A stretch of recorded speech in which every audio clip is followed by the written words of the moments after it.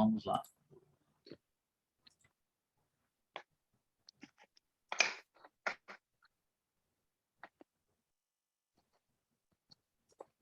Todos estão vendo em tela cheia? Tudo ok aí? Tudo ok. Beleza, Tudo então. ok. Certinho, então. Vamos lá. Mais um tema do livro de Apocalipse, né? E o tema de hoje tem como um novo céu e a nova terra, ou a nova Jerusalém. Esse é o nosso tema de hoje. É o penúltimo tema. Na semana que vem, o professor Levi vai finalizar aí com o último tema do Apocalipse. E até lá, enquanto não chega, estaremos aqui para finalizar o tema 17, que é o nosso penúltimo tema, falando desse livro do Apocalipse. Então, o tema de hoje é a Nova Jerusalém. Muitas coisas precisamos aprender sobre essa cidade, que é descrita ali em Apocalipse capítulo 21. Ali o texto ele é muito rico em detalhes, então é interessante que a gente fique atento aos detalhes que ali está descrito. Uma cidade muito bonita, mas nós não tivemos ainda o privilégio de vê-la. O que nós temos hoje? Temos algumas menções, né, para aqueles que viajam aí para outros estados, outros países, já devem ter conhecido cidades bonitas e se deparado com lugares aí belíssimos. E aqui eu trago a vocês uma imagem bem ilustrativa. Curitiba, né, conhecida como uma cidade modelo, uma cidade muito bonita, com suas praças e lugares ali de realmente ficar encantado. Temos aqui uma outra cidade também que todos vocês conhecem. Se não foram lá, mas já ouviram falar, é o Rio de Janeiro, né? A cidade maravilhosa. Uma cidade aí muito bela, vista do alto, né? Tem ali o Cristo Redentor e tudo mais. Então, são ilustrações que à vista dos olhos humanos são coisas assim realmente para se admirar, porque são belezas realmente construídas pelo homem, né? E que a gente fica espantado. Nova York, a cidade cosmopolita, todos vocês já ouviram falar, não sei se alguém já teve o privilégio de ir lá, de conhecer, mas você pode ver pela imagem uma cidade bonita, principalmente à noite, né? Suas luzes ali e tudo mais. Então, tudo isso o ser humano tenta fazer de forma que cause, né? Cause ali alguma coisa de tipo um certo espanto, admiração de tanta beleza. É isso que a gente tenta fazer como seres humanos.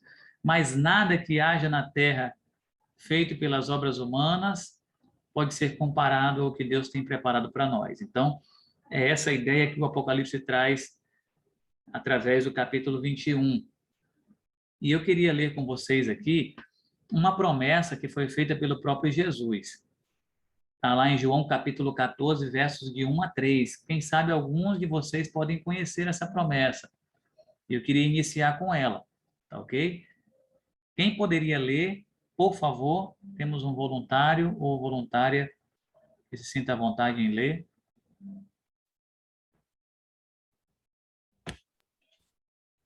Oi, Darcy, eu vou ler. Não se turbe o vosso coração. Credes em Deus, crede também em mim. Na casa de meu pai há muitas moradas. Se não fosse assim, eu vou-lo teria dito, vou preparar-vos o lugar. E se eu for e vos preparar o lugar, virei outra vez e vos tomarei para mim mesmo, para que onde eu estiver, estejais vós também. Obrigado, Rodrigo. Então, como você ouviu aí e viu na sua tela, essa promessa foi feita pelo próprio Cristo. Ali em João capítulo 14, versos de 1 a 3. Se você for lá, você vai ter essa promessa. Uma promessa que ele fez aos seus discípulos. Prestes ali um pouco antes de ir e ascender aos céus, ele fez essa promessa dizendo que iria, mas voltaria. Ele iria construir um lugar, preparar um lugar. Ele iria construir uma cidade. E depois ele diz que virei outra vez e vos tomarei para mim mesmo, para que onde eu estou, né, para que onde ele estiver, nós também pudéssemos estar. Então essa é a promessa que Jesus fez. Não foi o anjo que fez, não foi nenhum dos discípulos, foi o próprio Cristo. Então, vale a pena, né? Jesus falou, prometeu, e as promessas de Cristo não falham. Então, ele prometeu construir um lugar, uma cidade, preparar esse lugar para nós. Ele está preparando essa cidade hoje, ou ela pode estar preparada já. Então, é com isso na cabeça que a gente inicia. Eu peço que você abra sua Bíblia ou acompanhe comigo aí através do slide. Apocalipse capítulo 21, versos 9 e verso 10. A gente inicia o nosso estudo com esse verso aí. Temos um voluntário para ler para a gente? O que Eu que diz leio, aí, por favor? 9 e 10, né? Isso. Então veio um dos 7 anjos que tem as 7 taças cheias das últimas sete flagelos, e falou comigo, dizendo: Vem, mostrar-te-ei a noiva, a esposa do Cordeiro. E me transportou em espírito até uma grande e elevada montanha, e me mostrou a santa cidade, Jerusalém, que descia do céu da parte de Deus. Positivo, obrigado. Então, o que que a gente vê aqui? João foi um dos poucos homens, só há dois homens que tiveram o privilégio de ir até o terceiro céu e ver ali essa cidade, certo? O outro homem que teve esse privilégio foi Paulo. Paulo e João, os dois homens que foram privilegiados na Bíblia de irem até o terceiro céu. Por que terceiro céu? Porque quando a gente vê durante o dia, a gente vê o primeiro céu, certo? Que é o céu atmosférico. Então, esse é o primeiro céu. Segundo céu, a gente vê ele à noite, que é o céu astral, onde a gente vê ali os astros, lua, estrelas, planetas ali, cometas e tudo mais. E o terceiro céu é aquele lugar onde nenhum homem chegou, nenhum mecanismo humano pode levar o homem até lá, certo? A não ser pelo poder de Deus, de forma sobrenatural. Então, esse terceiro céu é a habitação de Deus. E ali, esses dois homens tiveram o privilégio de serem levados até lá em espírito e poderem ver o que ali existia, né? O que estava sendo construído, como que era essa cidade. Paulo não relatou tantos detalhes, mas João, ele fala com uma riqueza de detalhes muito grande, que é o que nós vamos ver. E ele começou dizendo aí que via uma montanha, né? Uma cidade santa, Jerusalém, que descia da parte de Deus, descia do céu da parte de Deus. Então, João viu e escreveu com uma riqueza de detalhes muito grande. Então, esse é o ponto aqui que a gente quer trazer para você. Os detalhes que tem na Bíblia sobre um lugar que Jesus foi preparar para mim e para você. É isso que o Apocalipse quer trazer. Não há aqui contos, fábulas, não há aqui historinhas para servir de utopia para ninguém. A ideia bíblica é: Jesus foi preparar um lugar para mim e para você, para que nós pudéssemos também nos preparar para morar nesse lugar, nessa cidade. Então, precisamos ter essa convicção de que há um lugar preparado no céu para cada um de nós, ok? Como será esta cidade? Então, há muitas perguntas em relação ao que vai haver nela, quem vai entrar, como que ela vai ser, de que ela foi construída, e tudo isso a gente vai tentar é, desfechar por aqui, destrinchar também em riqueza de detalhes. Apocalipse capítulo 21, verso 12. Quem poderia ler para a gente, por favor? Eu posso. Tinha grande e alta muralha, 12 portas, e junto às portas, 12 anjos, e sobre elas nomes inscritos, que são os nomes das 12 tribos dos filhos de Israel. O próximo, Cátia, por favor. A muralha da cidade tinha 12 fundamentos, e estavam sobre estes os 12 nomes dos 12 apóstolos do Cordeiro. Isso, obrigado, Cátia. Então, o que foi lido aqui? A Cátia leu para a gente que a cidade ela tinha grande e alta muralha, ou seja, ela é uma cidade bem cercada e bem fortalecida. Isso é um sinônimo de fortaleza, de proteção, certo? Como eram as cidades no Antigo Testamento, quando era dito que elas tinham muralhas muito largas, né? é uma estrutura muito forte, simbolizando ali o poderio daquele império. Aqui a cidade também tem 12 portas, ou seja, a cidade tem 12 portas, então ela tem 3 portas em cada lado. Então ela tem 4 lados e 12 portas, 3 portas em cada lado, certo? Um total de 12. Sobre elas, nomes inscritos, que são os nomes das 12 tribos dos filhos de Israel. Foi isso que a Cátia leu. Então, em cada porta tem um nome. E que nomes são esses? Das 12 tribos de Israel.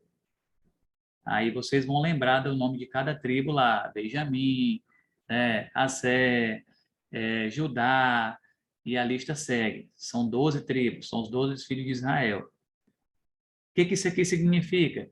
Significa que as 12 tribos eram o povo de Deus do Antigo Testamento, certo? Então, em cima das portas haviam o nome das 12 tribos, simbolizando o povo de Deus do Antigo Testamento, ok? Então, ali vai haver entrada para o povo de Deus também do Antigo Testamento. A Cátia também leu para a gente, a muralha tinha 12 fundamentos, olha só, também 12. E estavam sobre estes 12 nomes dos 12 apóstolos do Cordeiro. Agora, a menção aqui é de 12 apóstolos, os discípulos. O que eles simbolizam? O povo de Deus do Novo Testamento. Então, o que a gente tem aqui? A gente tem o povo de Deus do Antigo Testamento, simbolizado pelas 12 tribos de Israel, e temos o povo de Deus do Novo Testamento, simbolizado pelos 12 apóstolos, que foram ali os líderes, né, da igreja primitiva, instituída por Jesus.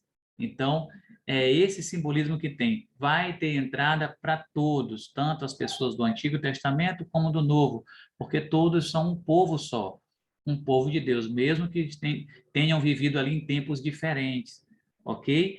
Então, eu e você entraremos por uma dessas portas, pertencemos a uma dessas tribos, mesmo que de forma espiritual. O povo de Deus do Novo Testamento, eles fazem parte do Israel espiritual de Deus, porque nem eu nem você somos descendentes do povo de Israel literal, aqueles que vivem lá no Oriente Médio.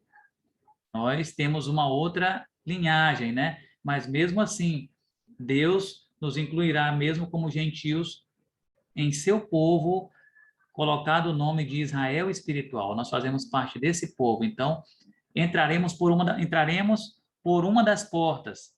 Esse é o importante. Eu e você vamos entrar por uma dessas portas, pertencendo ali ao Israel espiritual de Deus. Ok? Então, nessa cidade, há lugar para todo mundo. E aqui continua, com Apocalipse capítulo 21, verso 16. Quem seria o próximo a ler para a gente?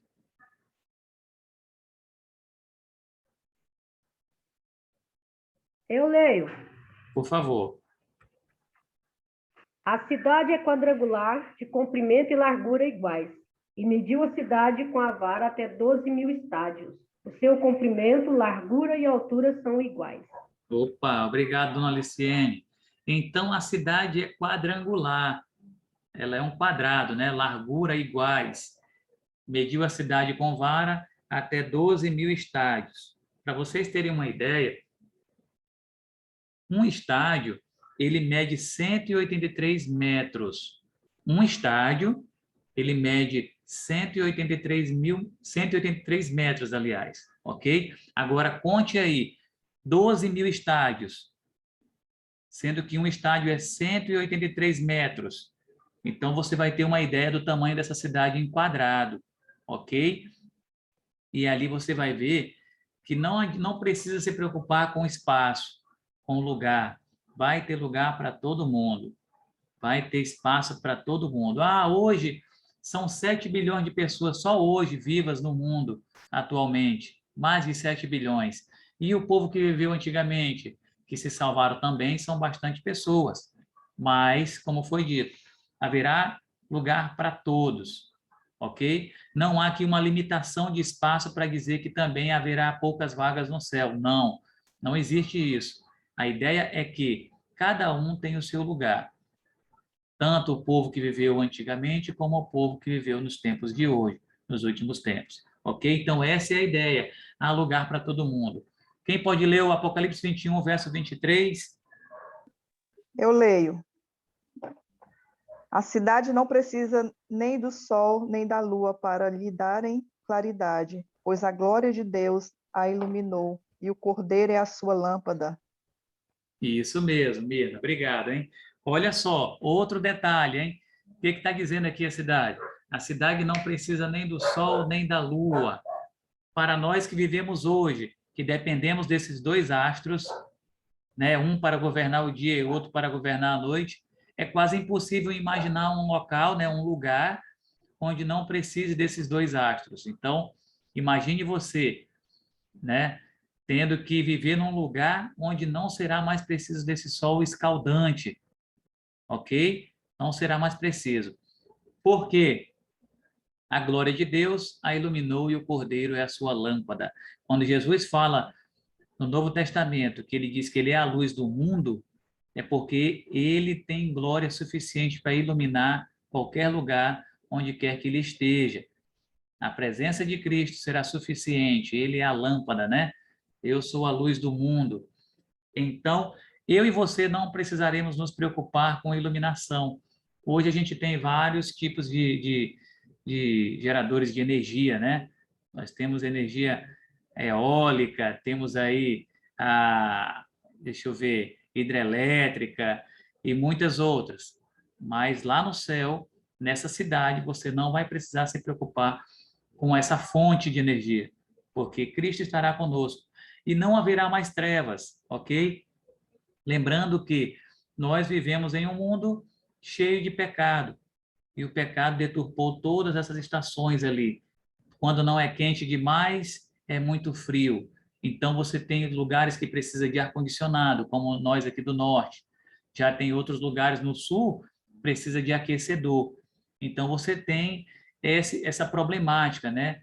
Essa falta de equilíbrio no clima. Então, tudo isso é consequência do pecado. Antigamente não tinha isso, havia um equilíbrio, não havia esses extremos. E hoje nós vivemos num momento em que, quando não é quente demais, é frio demais e assim por diante. Na nova terra, não. Nós teremos ali o equilíbrio, né? Teremos um clima harmônico.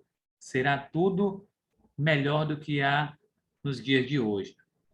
E aqui a gente vai continuando, e os detalhes vão surgindo. Quem poderia ler Apocalipse 22, versos 1 e 2?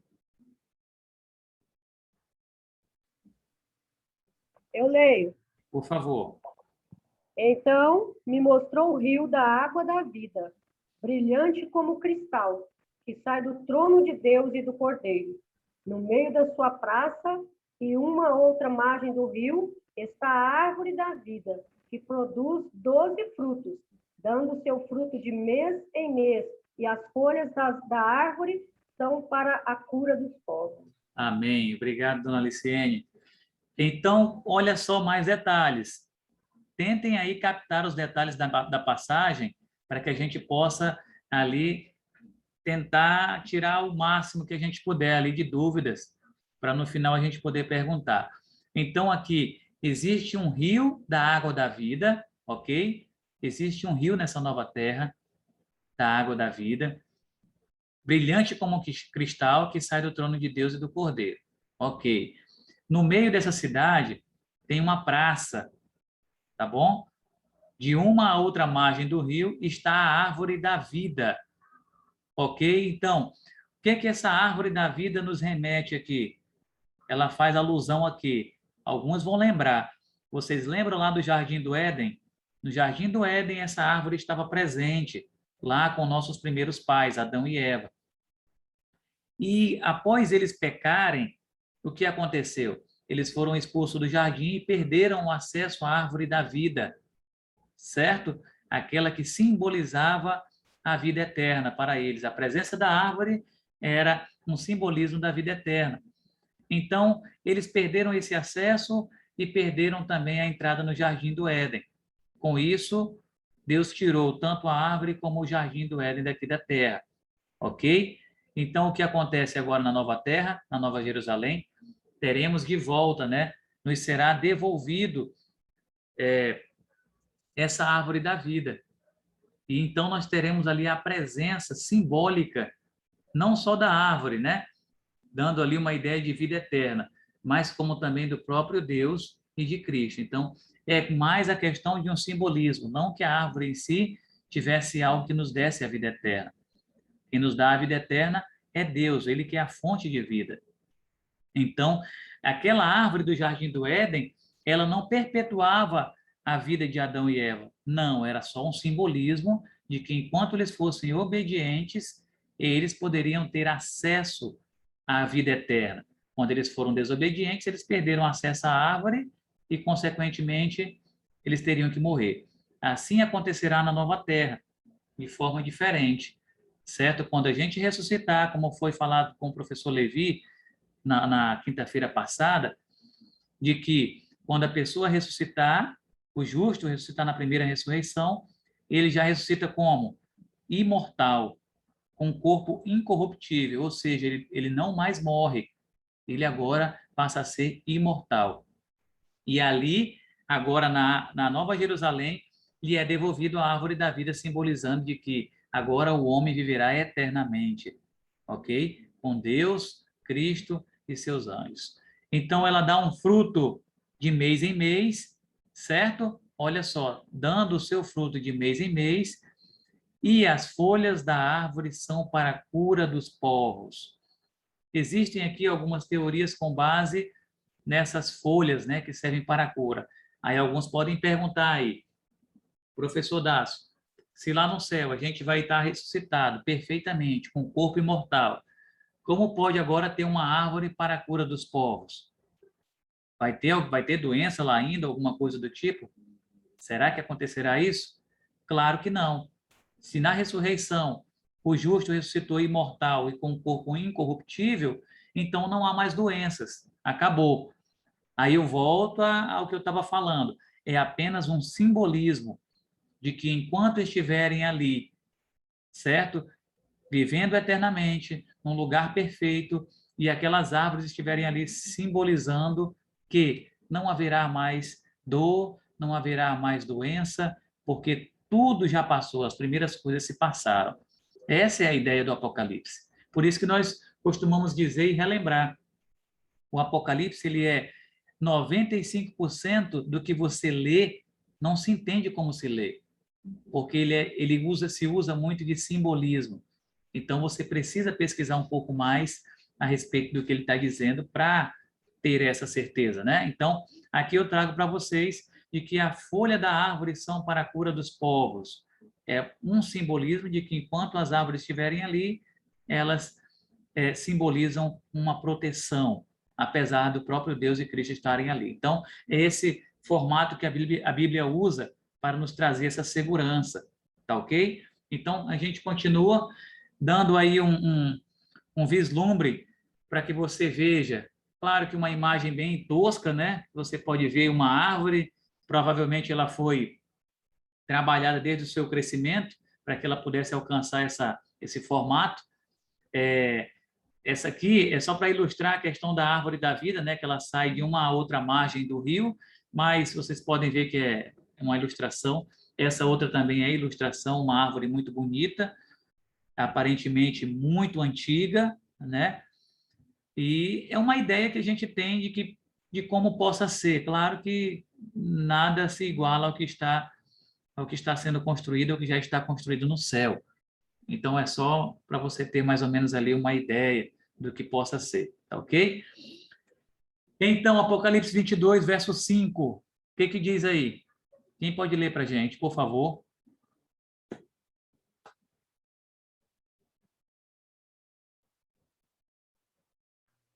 Eu leio novamente. Por favor. Então, já não haverá noite, nem precisam eles de luz de candeia, nem da luz do sol, porque o Senhor Deus brilhará sobre eles e reinarão pelo século dos séculos. Amém. Amém. Obrigado, dona Liciene. Então, olha só, confirmando o verso, né, 22, verso 5, confirmando o verso passado, a gente vai ver aí que eles não precisam mais de candeia, né, luz de candeia. O Senhor Deus brilhará sobre eles. Amigos, não haverá mais trevas, não haverá mais pecado. O pecado foi exterminado. O pecado foi consumido pelo fogo de Deus. Então, agora os salvos, eles viverão eternamente pelos séculos dos séculos. Uma vida de felicidade plena, ok? Nós nessa terra só temos momentos de alegria. Nós não temos uma felicidade plena. Podemos ser felizes? Com certeza. Há a possibilidade de ser feliz na terra? Sim, nós podemos ser felizes aqui. Mas ainda assim teremos momentos tristes, mesmo compreendendo de que tudo é passageiro e que um dia tudo terminará bem. Nós temos que entender que em alguns momentos nós sofreremos, entendeu? Nós sofreremos as consequências do pecado, as injustiças que o pecado nos traz. E aqui, nesse momento, na Cidade Santa, não precisará mais de luz nenhum tipo de obra humana que traga luz a esse lugar, mas simplesmente a glória do Senhor iluminará toda essa terra. Quem poderá entrar ou morar nessa cidade? A gente vai descobrir se há ali requisitos, né, para entrar nessa cidade. Quem que vai entrar? Será que todo mundo pode entrar? Quem necessariamente vai poder participar desse privilégio? Apocalipse capítulo 21, verso 27. O que que diz aí? Quem seria o nosso voluntário ou voluntária? Eu leio. Por favor. Nela nunca jamais penetrará coisa alguma contaminada, nem o que pratica abominação e mentira, mas somente os inscritos no livro da vida do Cordeiro. Isso mesmo, amém por isso. Amém. Então, muito claro o verso, a Mirna leu, você percebeu que há requisitos para entrar nessa terra, levando em consideração de que apenas entrará nela os santos, santos entre aspas, aqueles que tentaram, que não cederam à vontade da carne, aos desejos da carne, não praticaram abominação, mentira, mas aqueles que estão com o nome, né, escrito no livro da vida do Cordeiro, certo? O Cordeiro de Deus que tira o pecado do mundo é Jesus. Então, esse nome tem que estar escrito no livro do Cordeiro. Ele é chamado de livro da vida, porque são pessoas que vão viver uma vida eterna, uma consequência eterna dos atos que recusaram cometer aqui, nesse momento, aqui nessa terra, hoje. Então, não penetrará mais nessa terra coisa alguma, nessa cidade. Isso aqui serve de uma reflexão para mim e para você. O nosso caráter aqui na terra está sendo moldado, está sendo ali forjado pelas tentações, pelos momentos de inquietação, pelas preocupações, por tudo que o mal pode nos trazer, a gente está vivendo aqui e tendo um caráter moldado, para que quando a gente for digno de entrar nessa terra pela graça de Deus, a gente possa não estar praticando nenhum tipo de pecado aberto como esse aqui. Mentira, abominação, e a lista é muito comprida a respeito disso. Então, quem entrará? Aqueles que estiverem inscritos no livro da vida do Cordeiro. E aí, quando que o meu nome entra nesse livro, né? Quando que ele é escrito naquele livro, no livro da vida? Pode ser que alguns já saibam da resposta, mas vale a pena a gente poder aqui esclarecer um pouco mais. Apocalipse capítulo 22, verso 14. Quem é o próximo? Tem alguém aí? Vou ler. Ok. Bem-aventurados aqueles que lavam as suas vestiduras no sangue do Cordeiro, para que lhes assista o direito à árvore da vida e entram na cidade pelas portas. Isso mesmo, dona Liciene. Muito obrigado. Então, bem-aventurados, felizes, aqueles que lavam as suas vestiduras no sangue do Cordeiro. Para esses, né, será dado o privilégio de assistir o direito à árvore da vida, ok? Assistir o direito à árvore da vida. Então, essas pessoas terão acesso de novo a esse lugar onde está localizado a árvore da vida. Então, eles terão vida eterna. Então, para entrar lá, eles têm que lavar as suas vestiduras, ok? Então, vestiduras é um termo que a Bíblia usa para demonstrar o caráter do ser humano. Ou seja, se você tem um caráter sujo, você tem vestes sujas. Ok? Se você tem um caráter puro e suas intenções são boas, o que acontece? Você tem um caráter lavado, limpo. Você tem uma veste limpa, aliás. Você tem uma veste lavada pelo sangue do Cordeiro. É Cristo quem purifica o nosso caráter, as nossas vestes.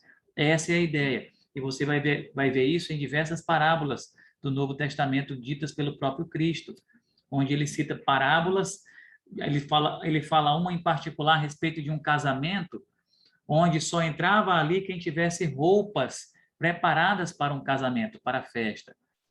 Roupas certas para aquela festa. E naquele momento que ele chama os convidados, entra um que não estava com vestes de casamento. E ali ele é colocado para fora e não era digno de entrar no casamento. E aqui, essa cidade, ela é colocada como uma noiva, né? Adornada para seu esposo. Então, participar desse privilégio de entrar na cidade santa, você tem que ter as vestes lavadas. Você tem que estar preparado para essa festa. Você tem que estar esperando essa festa também. Então, esses são alguns requisitos. Lavar as vestiduras no sangue do Cordeiro. O que seria isso? E aqui tem uma imagem que ilustra muito bem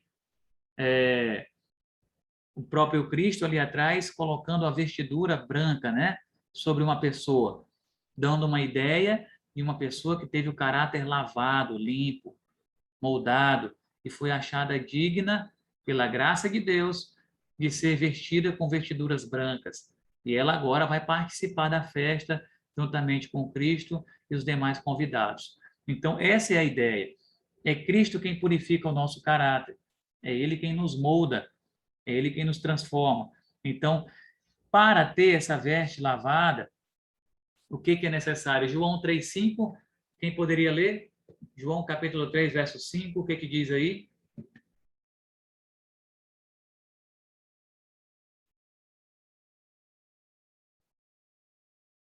Oi, tem alguém aí? Eu posso. Por favor, Cátia.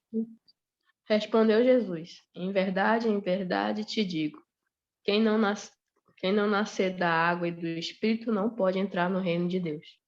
Positivo, Cátia.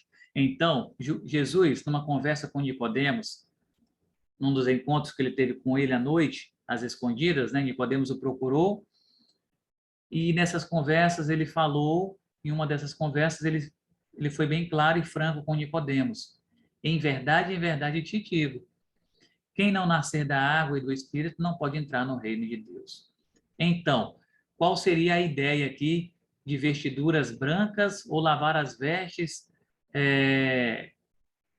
ter as vestes lavadas por Cristo? O que seria isso? Nascer da água, simplesmente. Estamos falando de quê? De batismo. Essa é a ideia que a Bíblia traz.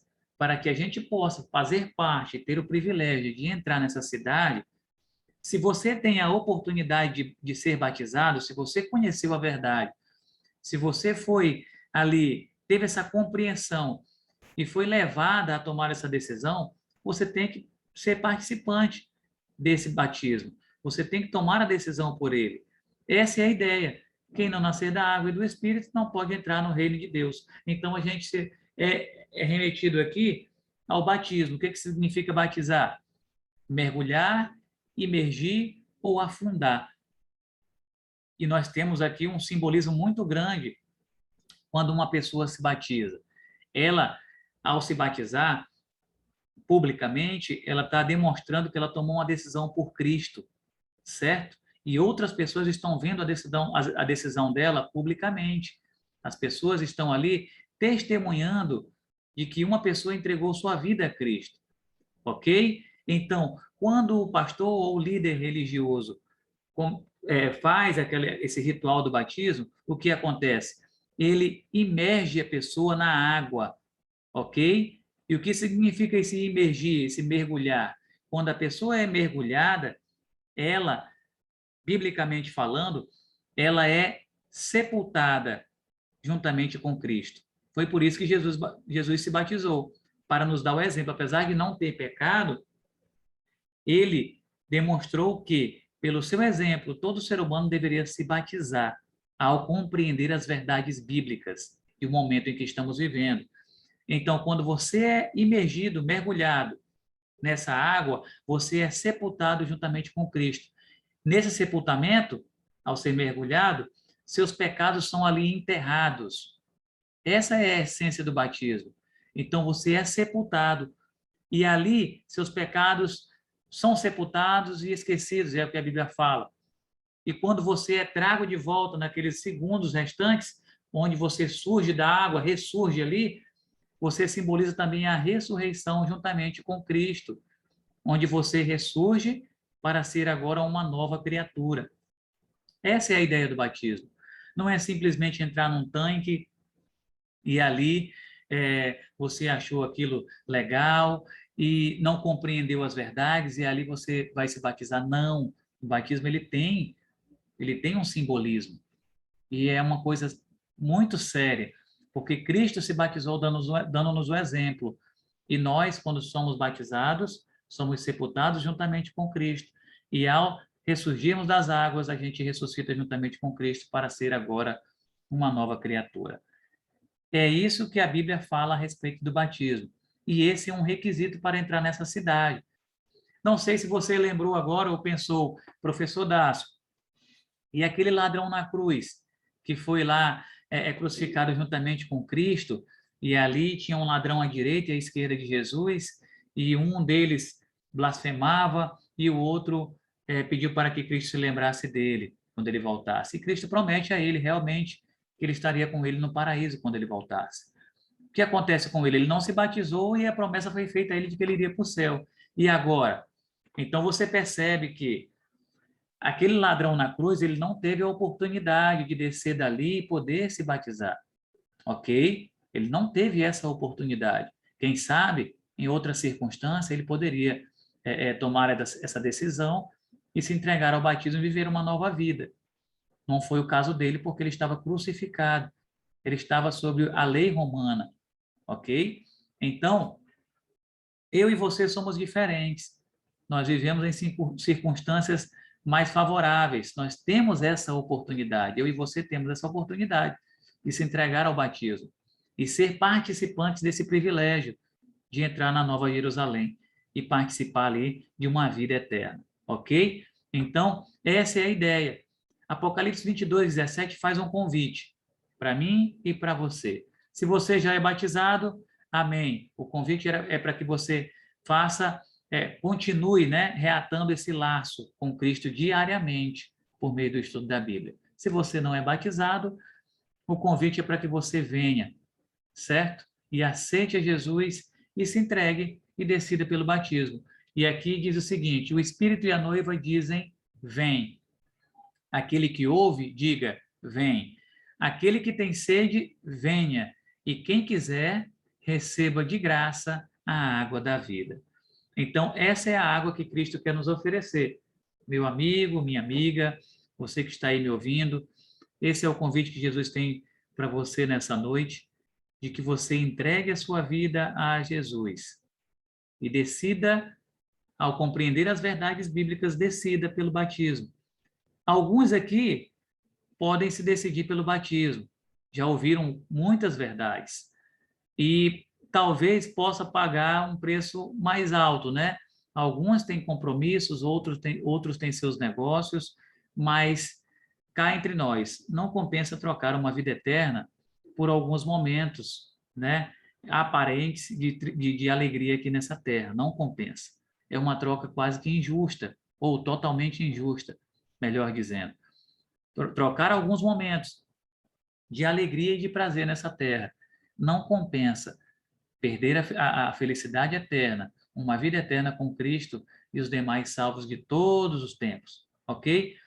Então, esse é o convite feito aí por meio da Bíblia, onde Cristo quer lhe receber para que você possa aceitá-lo e também tome essa decisão. Queria convidar você para orar comigo e aí no final, se alguém tiver alguma dúvida, a gente abre aí para as perguntas, ok? Vamos orar então? Oremos. Obrigado, Pai querido, porque aqui estão pessoas que ouviram as verdades da Tua palavra, especificamente do capítulo 22 de Apocalipse. Muito obrigado, porque Mais uma vez, Senhor, essas pessoas se dispuseram a estar aqui presente para ouvir, para ler, para estudar e aprender mais a tua palavra. Por favor, ajude cada uma delas em suas dificuldades, para que elas possam entender o que é tomar a decisão ao teu lado. Por favor, ajude cada um nas suas dificuldades particulares. Para uns o preço é maior, para outros o preço é menor, mas independente do preço, passar a eternidade contigo é maior e melhor do que qualquer prazer aqui na terra, prazer momentâneo. Então te pedimos, ó Pai, que teu Santo Espírito possa dirigir cada um em suas decisões e que eles possam se sentir bem e alegres e firmes em suas decisões e que possa ser ao teu lado para que possam entregar a vida em tuas mãos e assim receber o batismo. Nós oramos todos juntos aqui nessa sala. Desde já te agradecemos pelo empenho e a dedicação de cada um deles. Apesar do cansaço, das atividades diárias, mais uma vez eles se dispuseram a estar aqui e estão aqui. Ajuda-os a praticar essas verdades e ter a convicção de que o Senhor foi preparar uma nova terra para cada um deles. É o que nós te pedimos, ó Pai, abençoe as suas famílias, os dirige nas suas atividades, dê um bom descanso a cada um e derrama as tuas bênçãos sobre eles e também sobre nós. É o que nós te pedimos em nome de Jesus. Amém. Amém. Amém. Amém. Então, a gente finaliza aí. Eu queria ver com vocês se há alguma dúvida. Alguém teria alguma dúvida aí para que a gente possa